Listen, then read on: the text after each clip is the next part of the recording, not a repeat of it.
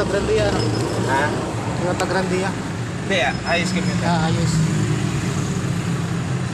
Ito mga idol, may gagawin tayo dito ngayon na starter ng Hiace. Ito, ayaw daw mandar pag pinatay. Subukan natin. Kontak ka na rin yan. Ayos yan, ha? Ito, start natin ito ngayon. Oo, tinawag. Ayun, Ang tagal pa din mandar naman. Mandar naman siya.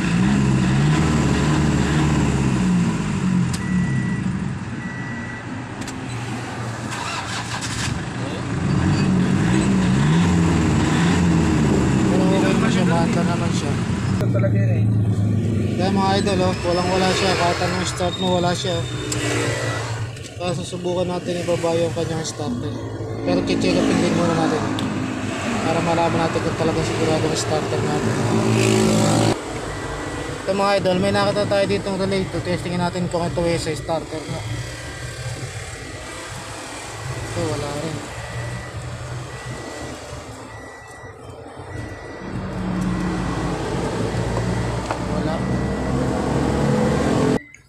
Ito mga idol, nawawala yung contact niya sa may solenoid. Kaya ang problema nito yung pinaka solenoid niya. Dapat to meron. Ang tetestingin natin ngayon yung pinaka start niya.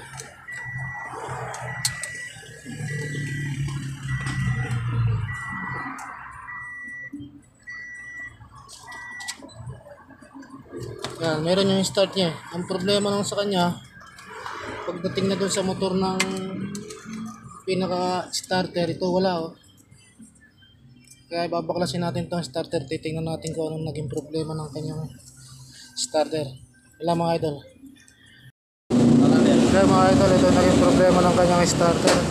Kaya walang contact pag sinundot mo. Kahit rekta itong kanyang pinaka carbon. Ayan.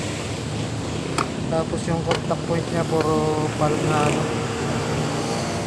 Kaya papalitan din natin siya ng may size ng contact point.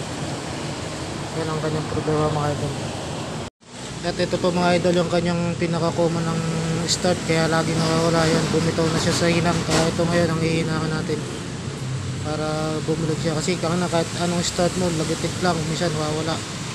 Kahit lagitik wala dahil dito gawa ng nag-lose connection to. Yan. Kaya hihinakan natin ng ayos. Yan, ito na mga idol, nagawa na natin ang kanyang starter. Restart na natin siya.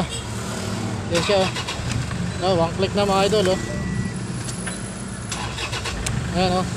Tangin na, parang hirap na hirap pa siya kumandar, tapos nawawala. Ngayon okay na oh. Kahit ilang start mo, okay na siya. Wala mga idol, maraming salamat po sa inyo. Sana may natutunan kayo at nakikita nyo lagi ang aking mga video na ginagawa. Thank you so much, thank you for watching.